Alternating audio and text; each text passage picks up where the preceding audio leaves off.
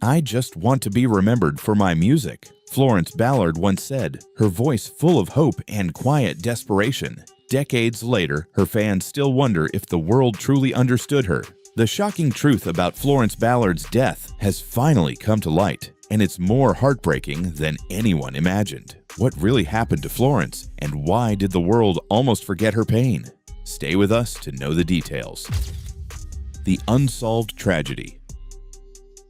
Florence Ballard, once the shining voice of the Supremes, passed away at the young age of 32, leaving a cloud of questions that still linger to this day. It was February 21st, 1976, when she walked into Mount Carmel Mercy Hospital. She complained of numbness in her hands and feet, something that might have seemed ordinary at first, yet it was a sign of the storm raging inside her body. Florence had been battling years of emotional and financial struggles, but no one expected that this day would be her last.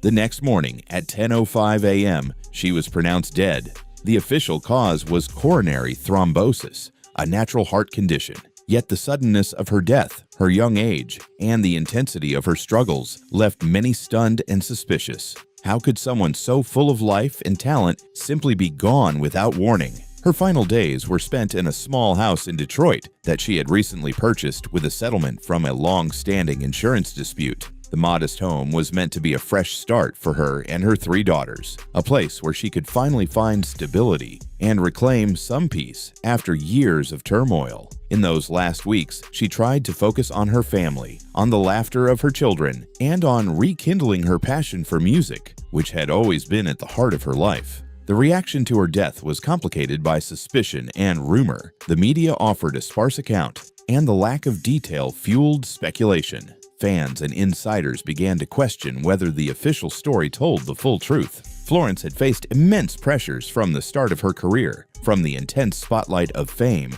to the complicated dynamics within the Supremes. Even now, decades later, people cannot stop wondering what really happened in those final hours. Was it truly a natural cause, or was there something more lurking beneath the surface? The uncertainty leaves her story shrouded in mystery and heartbreak, and it is this mystery that continues to captivate the world. Was her death truly a natural cause, or was there more lurking beneath the surface? Let's find out the haunting details. Whispers of a cover-up. After Florence Ballard's sudden death, whispers began to circulate almost immediately. Fans and insiders alike struggled to accept the official explanation of a heart attack. Florence had always seemed fragile in many ways, but her talent, her energy, and the spark in her voice had never suggested she would be gone so soon. The idea that it could be something more sinister quickly took root. People remembered the struggles she had faced within Motown, how she had been pushed aside, how her contributions had often been overlooked in favor of Diana Ross. To some, it was easy to imagine that powerful forces might have quietly played a role in her untimely death, whether directly or indirectly, by leaving her without support or by creating a pressure cooker of stress and disappointment that became impossible to bear. Speculation about foul play took many forms. Some believed that Florence's death had been a way to silence her. She had been trying to rebuild her career, attempting to step back into the spotlight with the deadly nightshade, and there were whispers that her return might have threatened old alliances or revealed uncomfortable truths about her time at Motown. Others pointed to her personal life, suggesting that years of emotional strain, financial hardship, and battles with alcohol had created a perfect storm for tragedy. While these factors could explain her death naturally, the suddenness of it, along with the lack of transparency from the hospital and the media, left a sense of unease that never fully went away. Few reporters examined her final days in detail. Few questioned whether the official story held up under scrutiny. To the public, it seemed as if the industry wanted her story to end quietly, without too much attention or examination. Some journalists and fans wondered if those with influence deliberately kept the truth from emerging, protecting reputations, contracts, and the image of Motown while leaving Florence's legacy incomplete. The lack of a thorough investigation and the absence of voices who could speak freely about what had really happened left a vacuum, one that rumor and speculation quickly filled. For decades, the questions remained. Why was there no detailed inquiry into the circumstances of her death?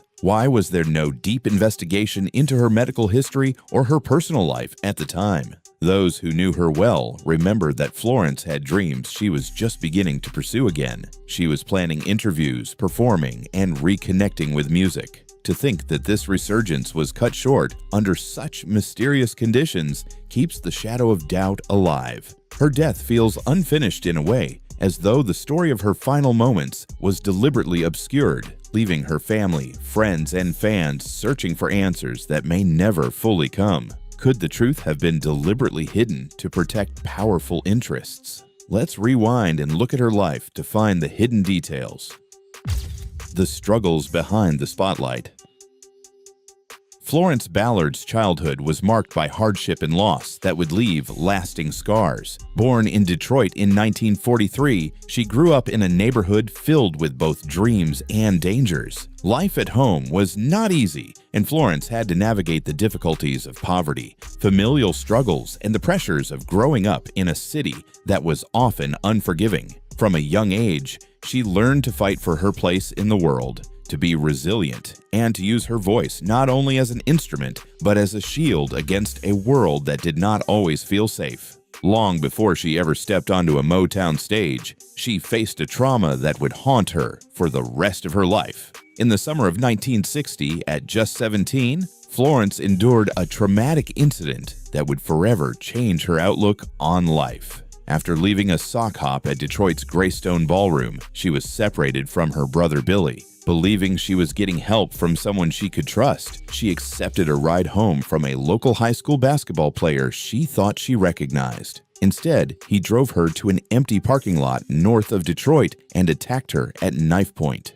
The assault left her shaken, fearful, and distrustful of strangers. For weeks, she withdrew from the world, even hiding from her bandmates, who had no idea what had happened. Eventually, she shared her story with them. While they were sympathetic, they could not fully understand the profound shift in her personality. Florence had been confident, bold, and determined, but the trauma introduced a vulnerability and self-doubt that would shadow her for the rest of her life. Even as she began to rise in the music world, challenges continued. Within the Supremes, tensions simmered beneath the surface. Florence's voice had helped define the group, yet she often felt overlooked as Diana Ross received more attention and opportunities. Berry Gordy, the Motown founder, appeared to favor Ross, and Florence's contributions were sometimes minimized or ignored. This created a sense of neglect and resentment, intensifying the emotional strain she carried from earlier experiences. The pressure of fame combined with the lingering effects of her earlier trauma created a volatile mix that would eventually lead to her departure from the group in 1967. After leaving the Supremes, Florence's personal battles became more apparent. She struggled with alcoholism and depression, trying to cope with the losses and disappointments that had accumulated over the years. Financial difficulties added to her stress as she attempted to provide for herself and her children while rebuilding her life. Despite her extraordinary talent and the love of her fans, she found it difficult to navigate the pressures of life in the public eye. Though her life was filled with challenges, Florence kept fighting. But then another harsh turn came, one that drove a star to the brink of despair. The comeback that never was.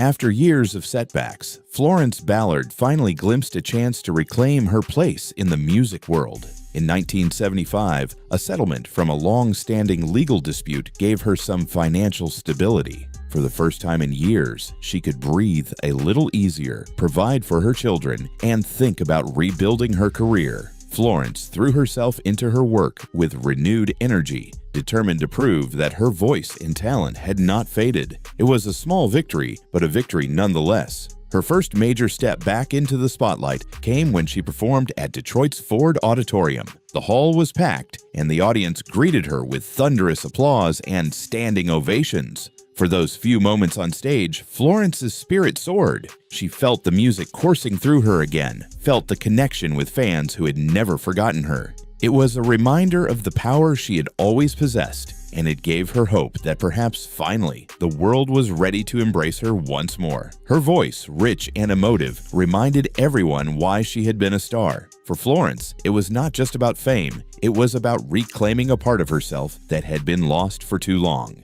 Yet even as she reached for a new beginning, the reality of the music industry proved harsh. Despite her talent and the applause she received, securing a lasting contract was difficult. Record labels were hesitant, unsure if Florence could be more than a brief sensation. Unfinished projects piled up, songs she hoped to record were shelved, opportunities slipped away, and every small victory was overshadowed by disappointment. The world that had once celebrated her seemed reluctant to welcome her back, and Florence felt the sting of rejection all over again.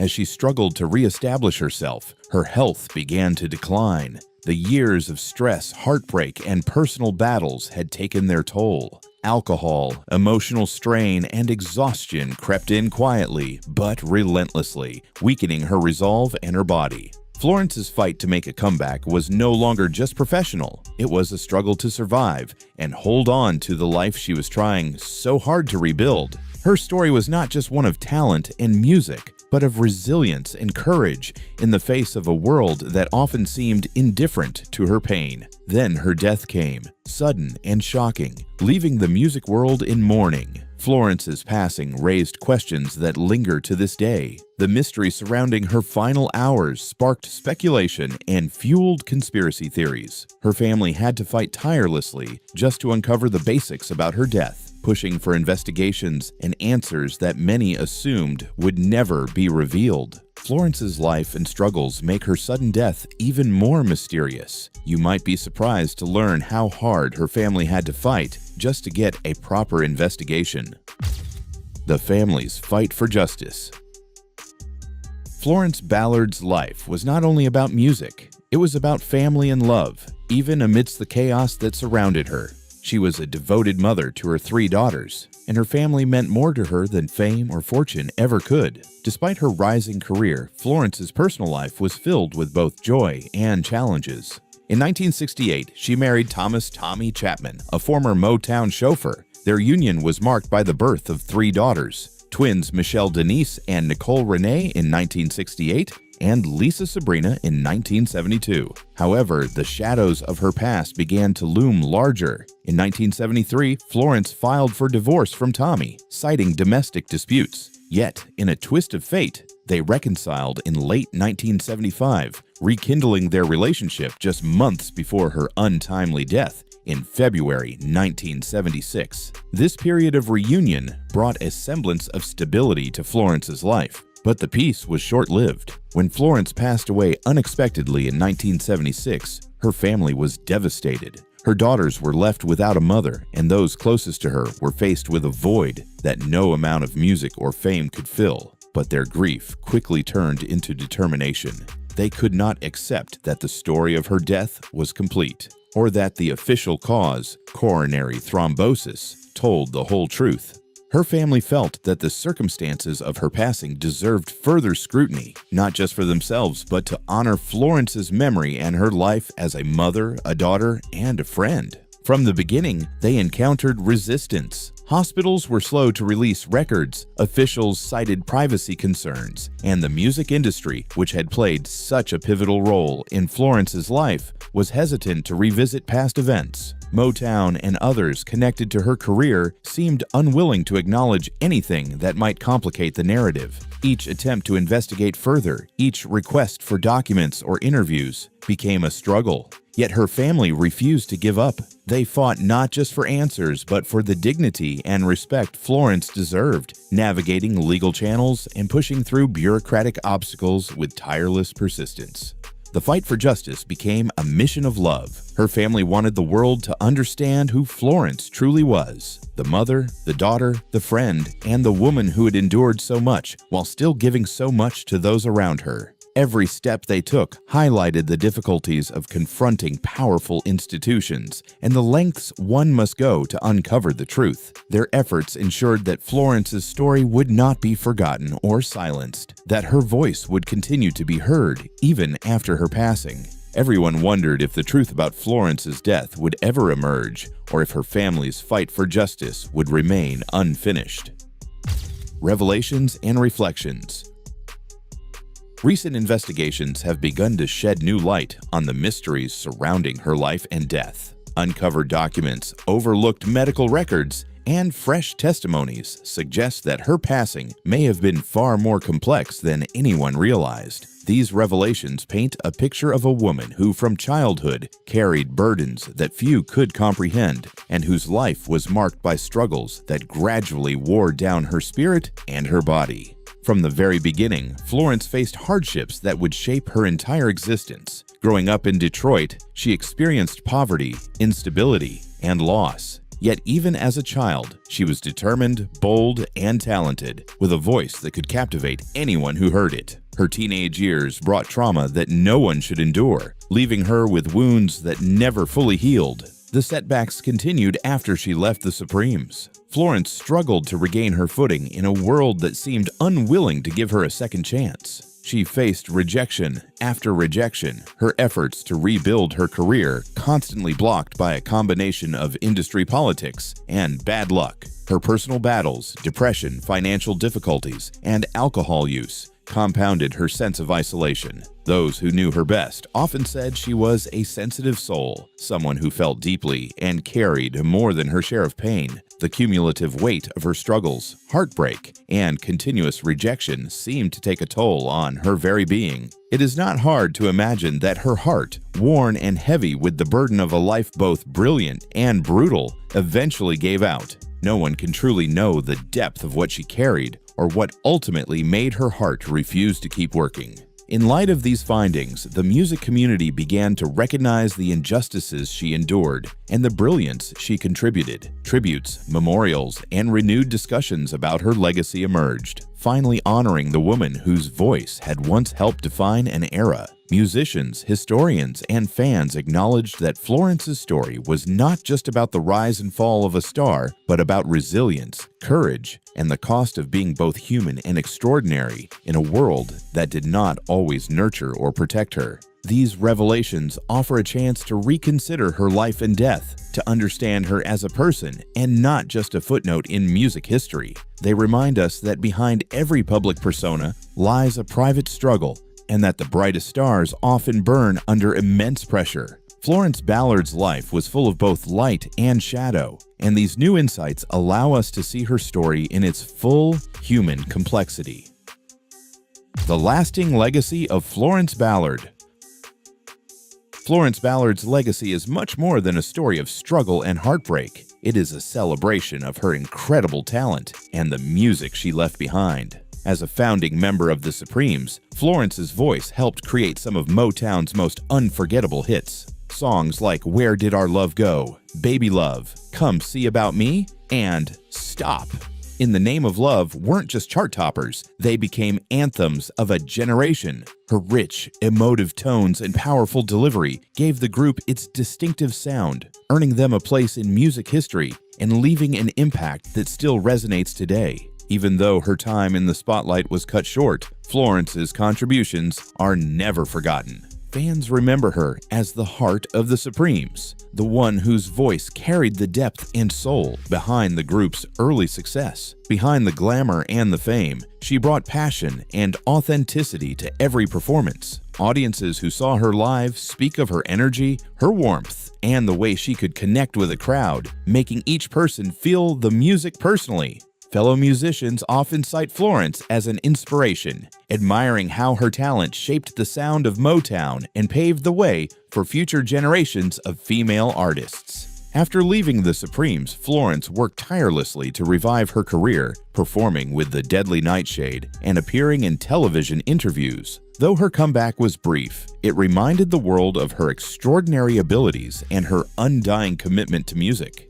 People remember her for more than just her voice. They remember her courage, her resilience, and her determination to keep fighting despite setbacks and heartbreak. Her legacy is also preserved in the tributes and memorials that honor her life. Fans visit her gravesite to pay respects, while the Motown Museum recognizes her essential role in the group's success. Music historians, journalists, and biographers continue to tell her story, ensuring that her contributions are not overlooked or forgotten. Through these efforts, Florence's memory lives on, not just as a member of the Supremes, but as a trailblazing artist whose work changed the landscape of popular music. Florence Ballard's songs continue to inspire, reminding us of the power of music to express emotion, tell a story, and leave a lasting impression. Her voice echoes through the decades, a testament to her talent and her influence. People remember her as a brilliant performer whose life was full of both light and shadow,